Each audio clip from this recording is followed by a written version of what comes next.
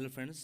आज हम लोग इंग्लिश ग्रामर के सिंथेसिस टॉपिक में कंपाउंड सेंटेंस क्या होता है और दो या दो से अधिक सिंपल सेंटेंसेज को मिलाकर कंपाउंड सेंटेंस कैसे बनाया जाता है, तो इस वीडियो में आज इसको हम एकदम आसान तरीके से सीखेंगे ताकि किसी भी एग्ज़ाम में यदि सिंथेसिस टॉपिक के कंपाउंड सेंटेंस से कोई भी क्वेश्चन आता है तो आप उसे आसानी से हल कर सकें। ठीक है फ्रेंड्स, तो इस वीडियो को ध्यान से देखिएगा। आइए स्टार्ट करते हैं। Compound sentence. Compound sentence synthesis chapter के कंपाउंड सेंटेंस क्या होता है और इसका प्रयोग, ठीक है, किस प्रकार किया जाता है दो या दो से अधिक सिंपल सेंटेंसेस को मिलाकर एक कंपाउंड सेंटेंस बनाने में। ठीक है, तो सबसे पहले हम क्या करते हैं, कंपाउंड सेंटेंस क्या होता है इसके बारे में जानते हैं। तो कंपाउंड सेंटेंस में एक प्रिंसिपल क्लॉज होता है तथा एक कोऑर्डिनेटिंग क्लॉज होता है। यानी कंपाउंड सेंटेंस अगर बनाया जाता है तो उसमें आपको एक प्रिंसिपल क्लॉज देखने को मिलेगा और एक कोऑर्डिनेटिंग क्लॉज देखने को मिलेगा। तो कहने का तात्पर्य ये है कि कंपाउंड सेंटेंस बनाने के लिए आपको क्या देखने को मिलेगा, कोऑर्डिनेटिंग कंजक्शन। कोऑर्डिनेटिंग कंजक्शन के द्वारा ही क्या बनता है, कंपाउंड सेंटेंस बनता है। जैसे आप एग्जांपल यहाँ पे देख सकते हैं, अगर आपको कोऑर्डिनेटिंग कंजक्शन के बारे में जानकारी है तो इस सेंटेंस में यहाँ पर बोथ एंड का प्रयोग किया गया है। तो ये क्या है, बोथ एंड क्या है, कोऑर्डिनेटिंग कंजक्शन है। तो कोऑर्डिनेटिंग कंजक्शन का प्रयोग करके अगर हम कोई सेंटेंस बनाते हैं तो वो क्या बनता है, कंपाउंड सेंटेंस बनता है। जैसे यहाँ लिखा हुआ है द पुलिस केम एंड, अब यहाँ पर एंड भी क्या है, कोऑर्डिनेटिंग कंजक्शन है। तो एंड का यूज करके मैंने क्या बना दिया, एक सेंटेंस बना दिया। तो इसको हम क्या बोलेंगे, कंपाउंड सेंटेंस बोलेंगे। यानी कोऑर्डिनेटिंग कंजक्शन का प्रयोग करके अगर हम कोई सेंटेंस बनाते हैं तो वो क्या बनता है, कंपाउंड सेंटेंस बनता है।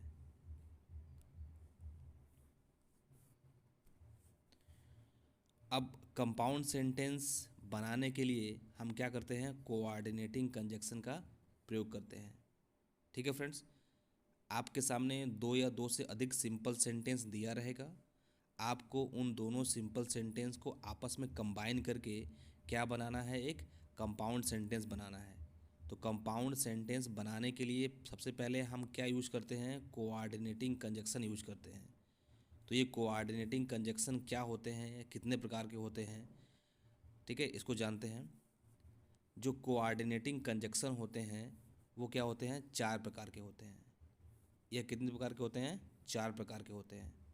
पहला होता है क्यूमुलेटिव कंजक्शन। क्यूमुलेटिव कंजक्शन इसका मतलब होता है जोड़ बताने वाले शब्द। सेकंड है अल्टरनेटिव कंजक्शन। अल्टरनेटिव कंजक्शन इसका हिंदी क्या होता है, विकल्प बताने वाले कंजक्शन। थर्ड है एडवर्सिटिव कंजक्शन। एडवर्सिटिव कंजक्शन विरोधाभासी कंजक्शन, यानी जो विरोध बताने वाले कंजक्शन होते हैं। चौथा है इलेटिव कंजक्शन, इसका मतलब क्या होता है, परिणाम बोधक कंजक्शन। ठीक है फ्रेंड्स, तो हम इन सभी का प्रयोग करके क्या बनाते हैं, कंपाउंड सेंटेंस बनाते हैं। ठीक है फ्रेंड्स, तो आइए हम लोग इन चारों को, ठीक है, क्रम वाइज अध्ययन करते हैं ताकि हम आसानी से समझ सकें कि दो या दो से अधिक सिंपल सेंटेंस को, ठीक है, कैसे हम इन चारों का यूज करके कंपाउंड सेंटेंस बनाते हैं। सबसे पहला है क्यूमुलेटिव कंजक्शन। क्यूमुलेटिव कंजक्शन यानी जोड़ बताने वाले कंजक्शन। तो and, both and, as well as, not only but also, ये सब क्या है, ये सब क्यूमुलेटिव कंजक्शन है। अगर सेंटेंस में इनका कहीं भी प्रयोग किया गया है तो वो जो सेंटेंस बनेगा वो क्या बनेगा, कंपाउंड सेंटेंस बनेगा। और इनको किस नाम से जानते हैं, क्यूमुलेटिव कंजक्शन, जोड़ बताने वाले कंजक्शन। ठीक है, तो आइए हम लोग बारी बारी से सबका प्रयोग करना सीखते हैं कि किस प्रकार हम सेंटेंस बनाते हैं एंड का प्रयोग करके, बोथ एंड का प्रयोग करके, एज वेल एज का प्रयोग करके, नॉट ओनली बट आल्सो का प्रयोग करके। तो आप इसको ध्यान से देखिएगा ताकि आपको सेंटेंस जोड़ने और सेंटेंस बनाने में, ठीक है, आपको आसानी हो। तो सबसे पहले हम लोग पढ़ते हैं, ठीक है, यूज एंड का प्रयोग। एंड का प्रयोग करके कैसे हम दो या दो से अधिक सिंपल सेंटेंस को आपस में जोड़ते हैं। तो आपके सामने यहाँ पर दो सेंटेंस लिखा हुआ है। पहला है I watched TV, I watched TV. फिर लिखा हुआ है he played football, he played football. जब हम एंड का प्रयोग करते हैं तो सबसे पहले देखते हैं कि जब दो सेंटेंस हमारे सामने दिए हों और दोनों के दोनों कैसे हों, आपस में, ठीक है, कोरिलेटिव ना हो, यानी दोनों सेंटेंस में अलग अलग काम एकदम हो, तब हम क्या कर सकते हैं, दोनों सेंटेंस को एंड से जोड़ सकते हैं। तो क्या हो जाएगा, आई वॉच टीवी एंड, अब मैंने क्या प्रयोग किया, एंड ही प्लेड फुटबॉल। ठीक है, जब दोनों सेंटेंस का आपस में, ठीक है, कोई टाइमिंग का संबंध ना हो, दोनों अलग अलग एकदम प्रकार के वाक्य हों, तो उनको हम क्या कर सकते हैं, एंड से जोड़ सकते हैं। सेकंड लिखा हुआ है the police came the thief ran away. Police आई और चोर क्या हुए, भाग गए। अब दोनों सेंटेंस क्या हैं, एकदम अलग अलग हैं, ठीक है। तो अब क्या करेंगे, हम इनको एंड से जोड़ सकते हैं। The thief came and, the police came and the thief ran away. तो इस प्रकार से हम क्या कर सकते हैं, एंड का प्रयोग करके कंपाउंड सेंटेंस बना सकते हैं। ठीक है फ्रेंड्स। नेक्स्ट है बोथ एंड का प्रयोग। बोथ एंड का प्रयोग, जैसा कि आप यहाँ पर बोथ के बाद यहाँ पर गैप देख रहे होंगे, ठीक है, जैसे बोथ लिखा हो, ठीक है, फिर गैप दिया हुआ है, फिर एंड का प्रयोग किया गया है। तो बोथ के बाद जो चीज़ रहेगा वहीं एंड के बाद भी होना चाहिए। अगर बोथ के बाद ऑब्जेक्ट है तो एंड के बाद भी क्या होना चाहिए, ऑब्जेक्ट होना चाहिए। ठीक है फ्रेंड्स, अगर बोथ के बाद सब्जेक्ट है तो एंड के बाद भी क्या रहेगा, सब्जेक्ट रहेगा। ठीक है, जैसे आपके सामने यहाँ पर दो सेंटेंस दिया हुआ है, he ate biscuit, he ate biscuit, he ate an orange. आपके सामने यदि दो सेंटेंस दिए हों और दोनों सेंटेंस के सब्जेक्ट कैसे हों, एक समान हों, यदि दोनों सेंटेंस के सब्जेक्ट कैसे हों, एक समान हों, तो जो वर्ब और ऑब्जेक्ट होगा वो दोनों में क्या होगा, एक समान होना चाहिए। तभी हम क्या प्रयोग कर पाएंगे, बोथ एंड का प्रयोग कर पाएंगे।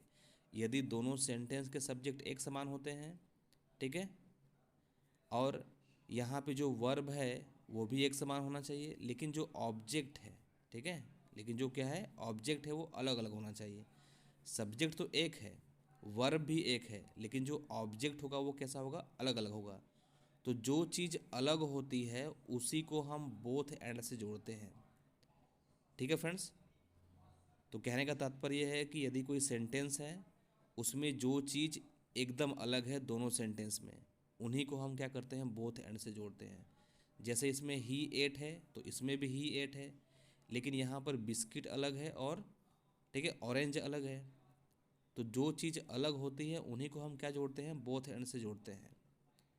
तो सबसे पहले जो चीज़ एक समान है, ही एट इसमें भी है, ही एट इसमें भी है, तो हम यहाँ ही एट लिख देंगे। फिर हम क्या प्रयोग करेंगे, बोथ का। अब जो चीज़ क्या होगा, डिफरेंट होगा, जैसे अ बिस्किट है, फिर क्या है, एन ऑरेंज है, इन दोनों को क्या करेंगे, हम बोथ एंड से जोड़ देंगे। तो क्या हो जाएगा, he ate both a biscuit and an orange. तो देखिए बोथ के बाद ऑब्जेक्ट आया है, तो एंड के बाद भी क्या आया है, ऑब्जेक्ट आया है। ठीक है फ्रेंड्स। सेकंड एग्जांपल है, यदि मान लीजिए सब्जेक्ट अलग अलग हो जाए, यहाँ राम है और यहाँ पर सीता है। आपके सामने दो सेंटेंस दिए हुए हैं, Ram played hockey, Sita played hockey.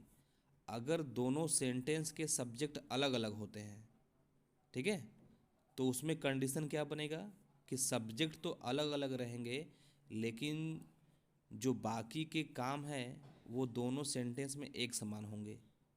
जैसे यहाँ प्लेड हॉकी है तो यहाँ भी क्या है, दूसरे वाक्य में प्लेड हॉकी ही है।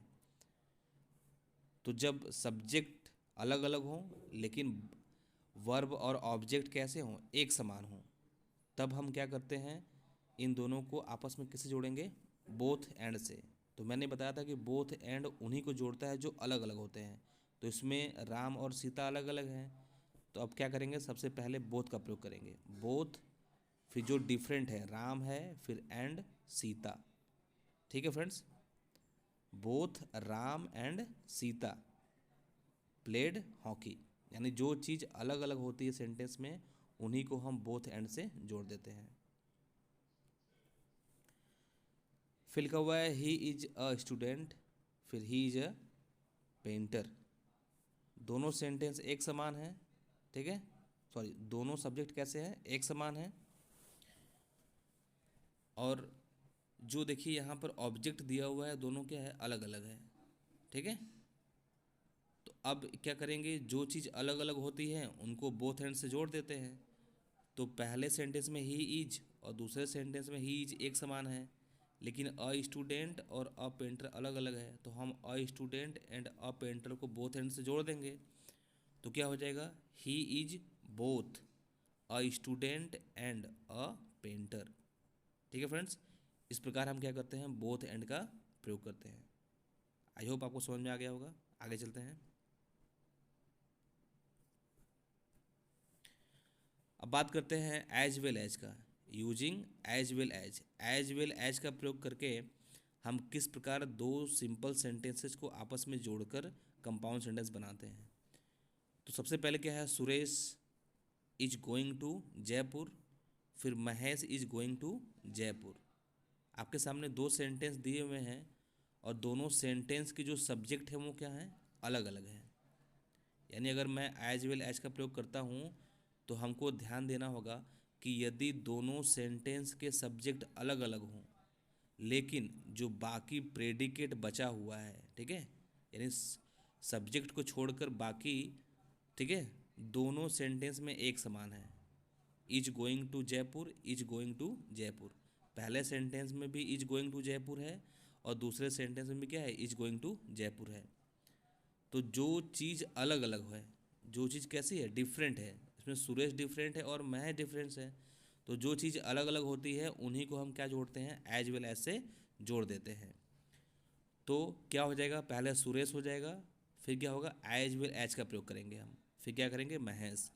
यानी जो जो चीज़ें क्या थी, एकदम अलग अलग थी, हमने उनको कहाँ से जोड़ दिया, एज वेल एज से जोड़ दिया।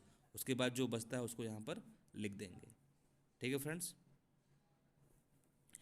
सेकेंड क्वेश्चन है ही इज गिल्टी, फिर सी इज गिल्टी। अब यहाँ पर भी देखिए सब्जेक्ट अलग अलग हैं लेकिन जो बाकी है बचा हुआ है वो दोनों में क्या है, एक समान है। तो जो चीज़ अलग होती है उनको क्या करते हैं, एज वेल एज से जोड़ देते हैं।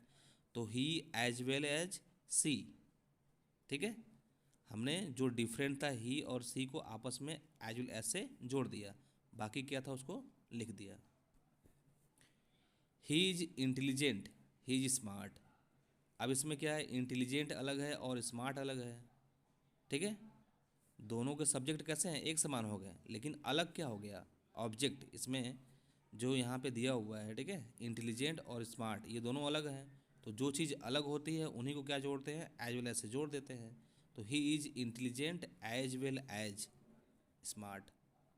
ठीक है फ्रेंड्स, आई होप आपको समझ में आ गया होगा एज वेल एज का प्रयोग। आगे बढ़ते हैं। अब बात करते हैं नॉट ओनली बट आल्सो का। Not only but also, not only but also का प्रयोग कैसे करते हैं दो सेंटेंस को जोड़ने के लिए। तो सबसे पहले आपके सामने दो सेंटेंस दिए होंगे, ठीक है, दोनों सेंटेंस में क्या चीज़ ऐसा होता है कि हमको पता चल जाए कि उसमें क्या जुड़ने वाला है, not only but also.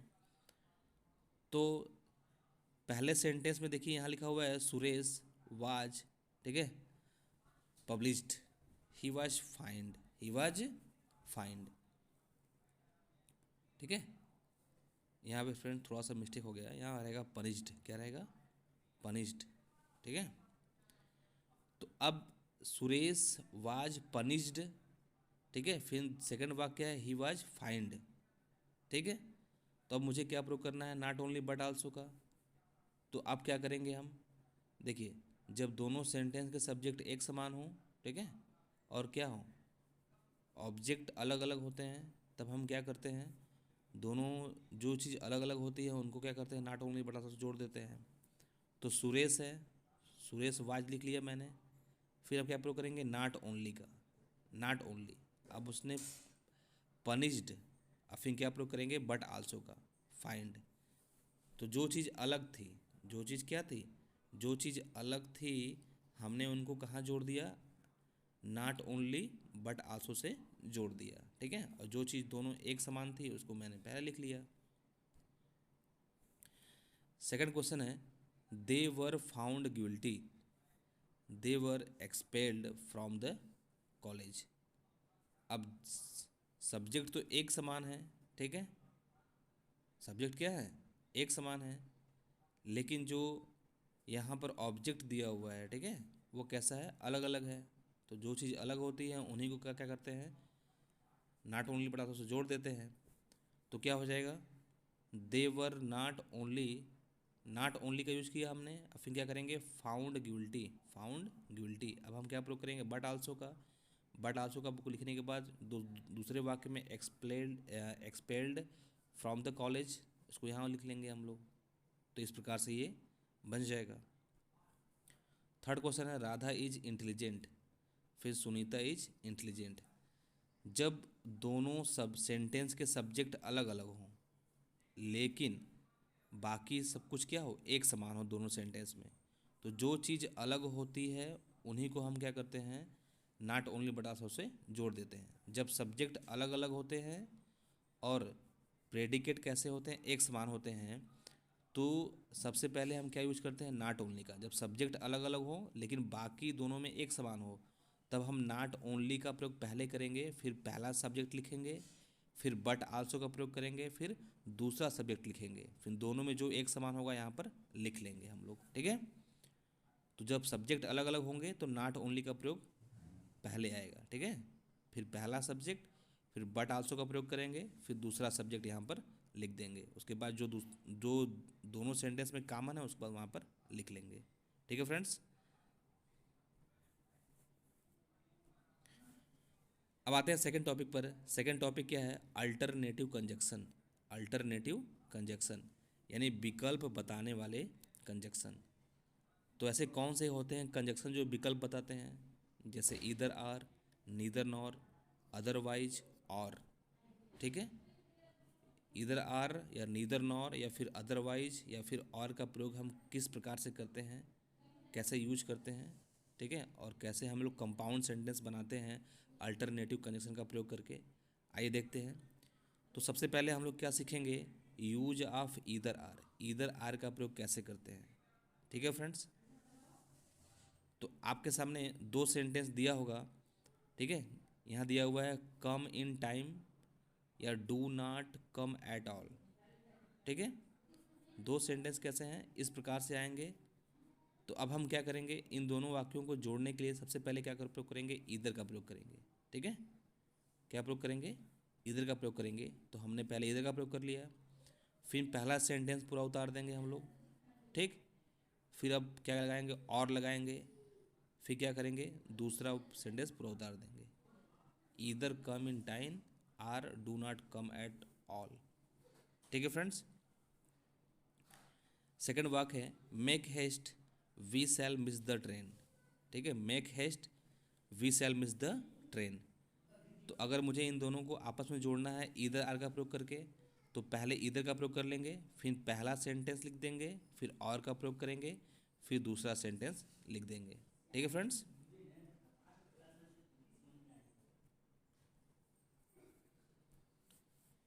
Second use है नीदर नॉर, नीदर नॉर। तो आप इस चीज़ को ध्यान दीजिएगा कि जब भी हम नीदर नॉर का प्रयोग करते हैं तो दोनों सेंटेंस कैसे होने चाहिए, निगेटिव होने चाहिए। आपके सामने दो सेंटेंस लिखे रहेंगे, दोनों कैसे होंगे, निगेटिव होंगे, ठीक है फ्रेंड्स। यानी दोनों सेंटेंस निगेटिव रहेंगे तभी हम क्या क्या करेंगे, नीदर नॉर का प्रयोग कर सकते हैं, ठीक है। तो पहला सेंटेंस क्या है, ही डिड नॉट राइट, फिर ही डिड नॉट टीच। तो जो चीज़ अलग होती है, ठीक है, जैसे यहाँ लिखा हुआ है, ठीक है, ही डिड नॉट राइट है, फिर ही डिड नॉट टीच है, तो दोनों में क्या है, चीज़ें अलग अलग बताई जा रही हैं। तो सबसे पहले क्या करेंगे, नीदर का प्रयोग करेंगे, फिर पहला सेंटेंस लिखाएंगे, ठीक है। अब यहाँ पे देखिए जो हेल्पिंग वर्ब डिड नॉट है, डिड नॉट हट जाएगा, ठीक है। ये नॉट का जो अर्थ है वो कौन पूरा करेगा, नीदर पूरा करेगा, ठीक है। जो नॉट लिखा हुआ यहाँ पर डिड नॉट, इसका अर्थ कौन पूरा करेगा, नीदर पूरा करेगा, ठीक है।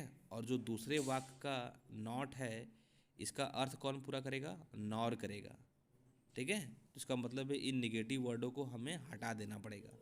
जब दोनों वाक्यों को जोड़ेंगे तो हम क्या करेंगे, निगेटिव वर्ड को हटा देंगे, यानी हेल्पिंग वर्ब और नॉट को क्या करेंगे, हटा देंगे, ठीक है। तो अब हम क्या करेंगे, सबसे पहले लिखेंगे नीदर, फिर अब क्या बचा, ही बचा और राइट बचा। चूँकि यहाँ पर डिड है तो टेंस पास्ट इंडिफिनिट होना चाहिए, तो हो जाएगा वर्ब का second form, neither he wrote. अब दूसरे वाक्य में निगेटिव वर्ड हटा देंगे तो क्या लगा देंगे, नॉर लगा देंगे, फिर जो बचा है उसको लिख लेंगे, तो क्या हो जाएगा, ही टॉट। चूँकि ये पास्ट इंडिफिनिट है इसलिए क्या हो जाएगा, टॉट हो जाएगा, ठीक है फ्रेंड्स। सेकेंड वाक्य लेते हैं, ही इज नॉट क्लेवर, फिर ही इज नॉट ऑनेस्ट, ठीक है। तो क्या करेंगे, सबसे पहले लिख लेंगे हम नेदर और नीदर, फिर क्या करेंगे हम लोग, यहाँ पर नॉट को हटा देंगे, हम लोग क्या करेंगे, नॉट को हटा देंगे। तो जब नॉट हटेगा तो इसका अर्थ कौन पूरा करेगा, नीदर पूरा करेगा। अब क्या बचा है, ही इज क्लेवर, तो लिख लेंगे ही इज क्लेवर। अब दूसरे सेंटेंस में नॉट हटाएंगे तो क्या लगा देंगे, नॉर लगाएंगे, फिर जो बचेगा उसको उतार देंगे, ठीक है। ऑनेस्ट, चाहे आप पूरा लिख लीजिए, चाहे ऑनेस्ट लिख लीजिए। थर्ड क्वेश्चन है, Ram is not honest, Shyam is not honest. जब, ठीक है, सब्जेक्ट अलग अलग होते हैं, जब दोनों सेंटेंस के सब्जेक्ट अलग अलग हों लेकिन बाकी जो प्रेडिकेट है, ठीक है, यानी जो ऑब्जेक्ट है वो क्या हो, एक समान हो, तब हम क्या करते हैं, नीदर नार को सब्जेक्ट से जोड़ देते हैं। जब सब्जेक्ट अलग अलग होते हैं तो हम नीदर के बाद सब्जेक्ट लिखते हैं पहला, फिर नॉर के बाद सेकेंड सब्जेक्ट लिखते हैं, ठीक है फ्रेंड्स। जब सब्जेक्ट अलग अलग होते हैं तो हम नीदर के बाद पहला लिखते हैं सब्जेक्ट, फिर नॉर लिख कर क्या करते हैं, दूसरा सब्जेक्ट लिख लेते हैं, फिर जो चीज़ दोनों में कॉमन है उसको यहाँ पर लिख लेंगे, ठीक है। तो पहला नॉट हट जाएगा तो क्या होगा, नीदर का प्रयोग हो जाएगा, दूसरा हटेगा तो क्या हो जाएगा, नॉर हो जाएगा, ठीक है फ्रेंड्स। आई होप आप समझ गए होंगे।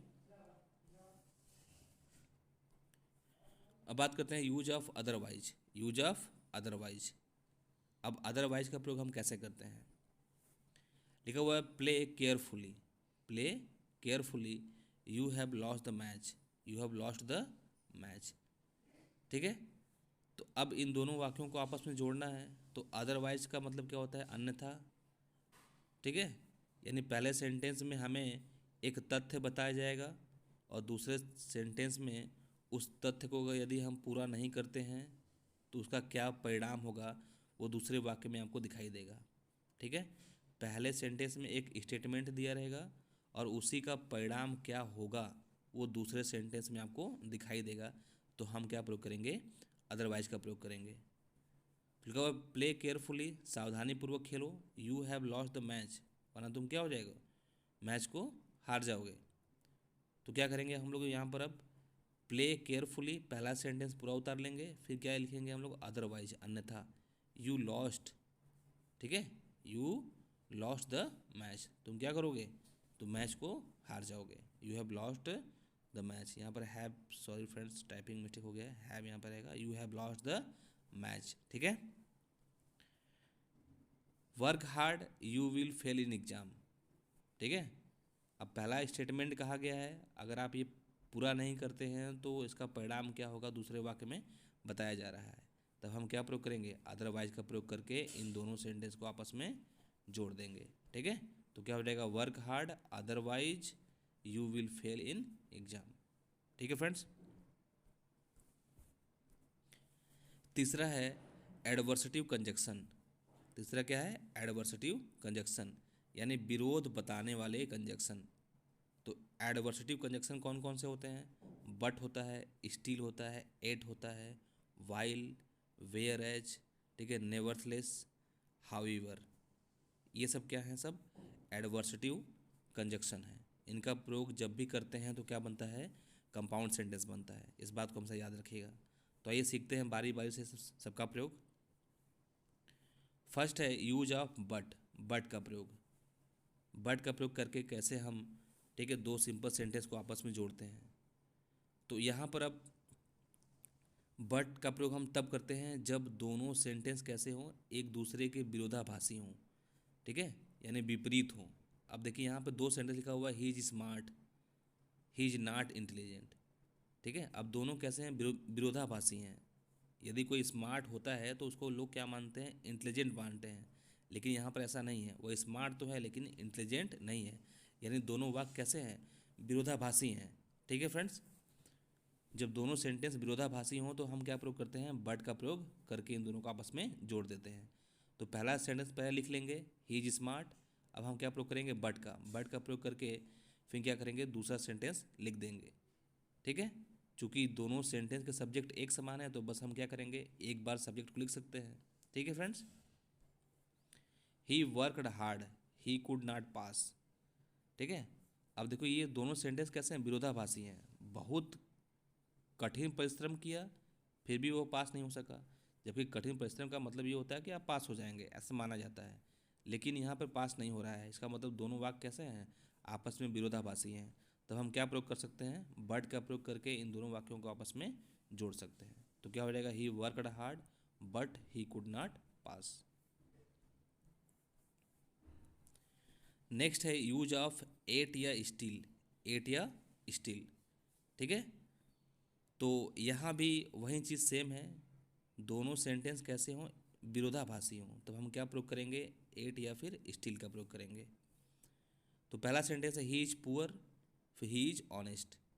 जबकि जो जनरली होता है, जो गरीब होते हैं उनको लोग, ठीक है, क्या मानते हैं, चोर बेईमान मानते हैं, ये सामाजिक, ठीक है, बोलचाल का जो थॉट है। लेकिन यहाँ पर वह गरीब भी है और वह कैसा है, वह ईमानदार भी है, तो दोनों कैसी हैं, विरोधाभासी हैं, ठीक है। एट का मतलब क्या होता है, फिर भी, इसलिए मतलब क्या होता है, फिर भी, ठीक है। तो अब जब हम एट का प्रयोग करेंगे, इसका हिंदी क्या होता है, फिर भी।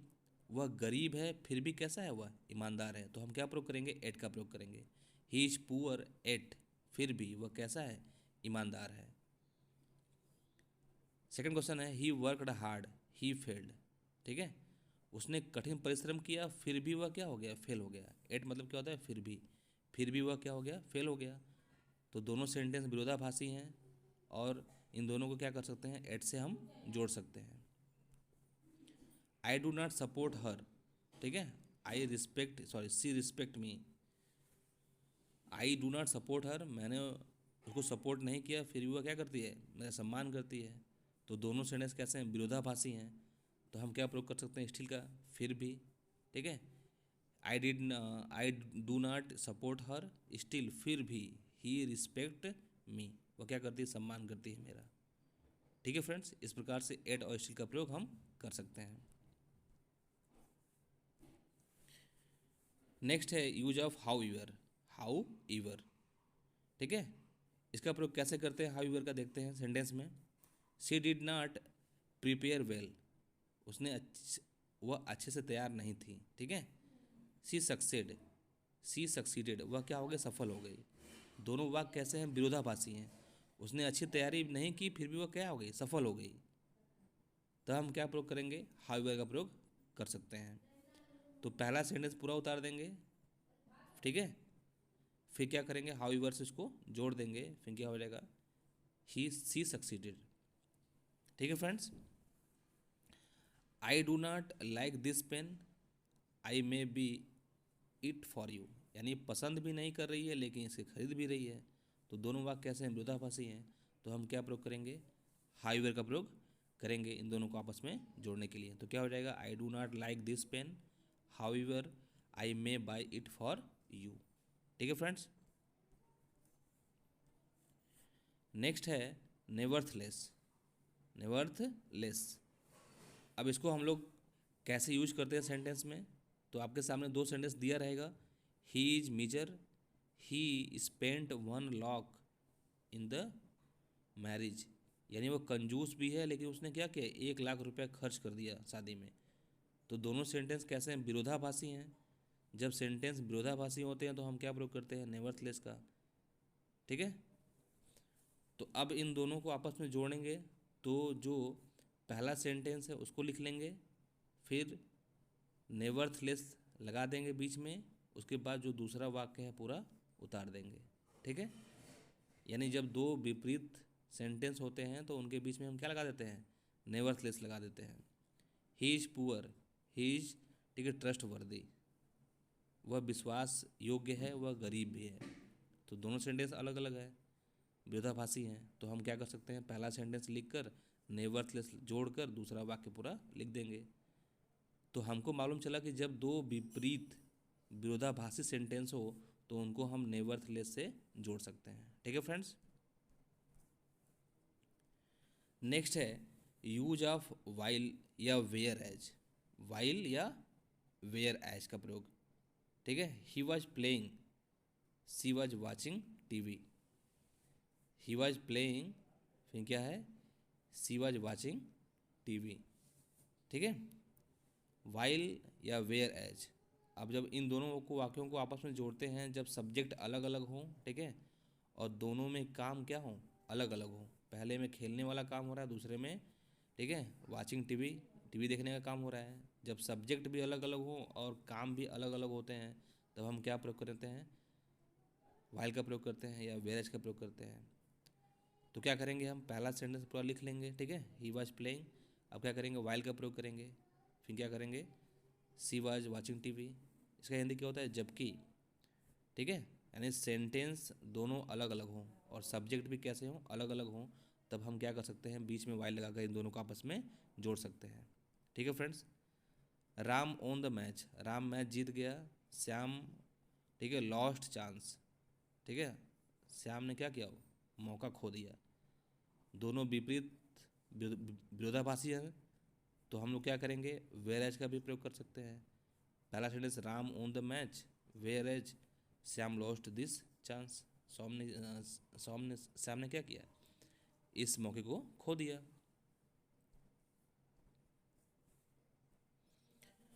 चौथा क्वेश्चन, चौथा टॉपिक है इलेटिव कंजक्शन। इलेटिव कंजक्शन परिणाम बोधक, यानी जो कंजक्शन परिणाम का बोध कराते हैं उन्हें क्या बोलते हैं, इलेटिव कंजक्शन।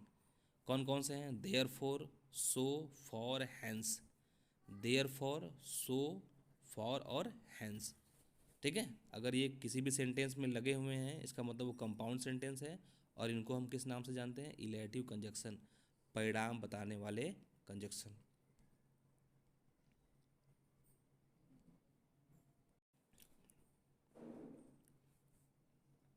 तो इसमें फर्स्ट पढ़ते हम लोग हैं, फर्स्ट हम लोग पढ़ते हैं। ठीक है, देयर फॉर, सो, फॉर और हैंस का प्रयोग कैसे करते हैं इसको सीखते हैं। तो पहला हम लोग पढ़ते हैं use of there. Use of there, therefore, sorry, use of therefore, use of therefore. तो देयर फोर का मतलब क्या होता है, अतः। ठीक है, या इसलिए, अतः या इसलिए। तो अब हम क्या करेंगे, हमारे सामने दो सेंटेंस दिया रहेगा। ठीक है, ही ब्रोक द ग्लास, उसने ग्लास को तोड़ दिया, ही वॉज पनिश्ड। यानी पहला सेंटेंस में ऐसा कोई काम किया जाएगा, पहले सेंटेंस में कोई काम किया जाएगा, उसका परिणाम, उसका फल आपको क्या मिला, ये दूसरे सेंटेंस में आपको शो होगा। पहले वाक्य में कोई काम किया जाएगा, उसका फल, उसका परिणाम स्वरूप आपको क्या मिला वो दूसरे सेंटेंस में आपको बताया जाएगा। तब हम क्या प्रयोग करते हैं, इलेटिव कंजक्शन का प्रयोग करते हैं। ठीक है, तो सबसे पहले क्या करेंगे, पहला जो सेंटेंस है उसको लिख लेंगे। अब फिर क्या करेंगे, देयर फोर का यूज करेंगे हम लोग। देयर फोर लगाकर क्या करेंगे, दूसरा सेंटेंस आपस में जोड़ देंगे। ठीक है, तो कैसे पता चला कि हमको देयर फोर का प्रयोग करना है या इलेटिव कंजक्शन का प्रयोग करना है, पहले सेंटेंस में कोई कार्य किया जाएगा, उस कार्य का परिणाम, ठीक है, या आपको क्या फल मिला दूसरे वाक्य में उसको बताया जाता है, तब हम क्या प्रयोग करते हैं, इलेटिव कंजक्शन का प्रयोग करते हैं। ठीक है friends, he is honest, he was rewarded. ईमानदार था, अब इसका परिणाम क्या हुआ कि उसको पुरस्कार दिया गया। ठीक है फ्रेंड्स, तो अब हम क्या कर सकते हैं, इसको देयर फोर से जोड़ सकते हैं। तो पहला सेंटेंस पूरा लिख लेंगे, he is honest, therefore he was rewarded.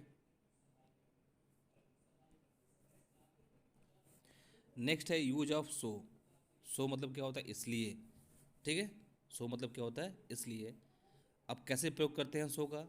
You are late, you are fined. तो वहीं सेम नियम है, पहले वाक्य में ऐसा कुछ कार्य किया जाएगा, उसका परिणाम स्वरूप आपको क्या फल मिलता है वो दूसरे वाक्य में बताया जाएगा। तो हम क्या प्रयोग कर सकते हैं, सो का प्रयोग कर सकते हैं। तो यहाँ क्या हो जाएगा, you are late so you are fined. ठीक है। नेक्स्ट क्वेश्चन है I can not die in peace. ठीक, मैं मर नहीं सकता हूँ शांति में, क्योंकि मैं क्या हूँ, पापी हूँ। I am a सीनर।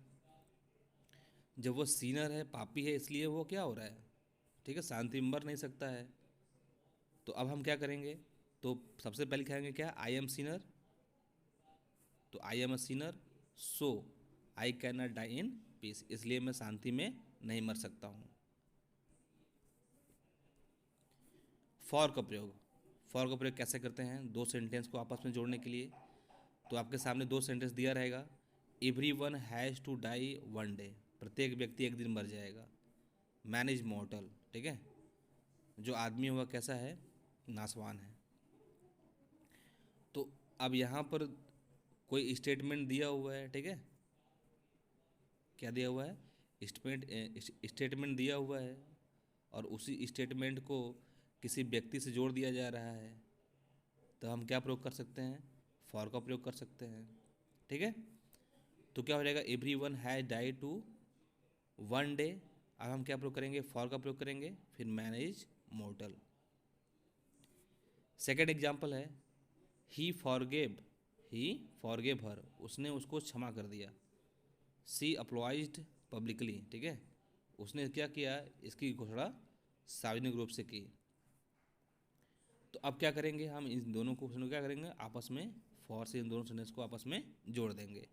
तो क्या हो जाएगा, he forgive her for she apologized publicly. ठीक है फ्रेंड्स। नेक्स्ट है use of hands. Use of hands, किस प्रकार से हम हैंड्स का प्रयोग करते हैं दो सेंटेंस को जोड़ने के लिए। तो आपके सामने दो सेंटेंस दिया रहेगा, it is very cold we purchase some winter wears.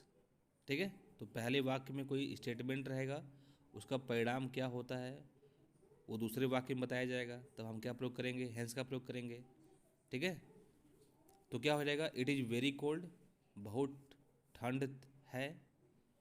अतः, हैंस मतलब क्या होता है, अतः। वी परचेज्ड, हमने खरीदा, सम विंटर वियर्स, कुछ गर्म, कुछ, ठीक है, ठंडे मौसम के कपड़े खरीदे हम लोगों ने। He is a sincere worker, ठीक है, फिर ही वाज प्रमोटेड। अब पहले स्टेंट में कुछ बताया जा रहा है, उसका परिणाम क्या हुआ वो दूसरे वाक्य में बताया जाएगा। वह एक सिंसियर वर्कर है, ठीक है, यानी वह एक अच्छा कामगार है, इसलिए उसे क्या किया गया, प्रमोट किया गया। तो अब क्या कर सकते हैं, इसको हम हैंस से जोड़ सकते हैं। तो क्या हो जाएगा, पहला वाक्य पूरा लिख लेंगे, ही इज सिंसियर वर्कर, फिर हैंस ही वाज प्रमोटेड। तो फ्रेंड्स, आई होप आपको ये वीडियो पसंद आया होगा। तो आप मेरे वीडियो को लाइक करिएगा और चैनल को सब्सक्राइब कर दीजिएगा। ठीक है।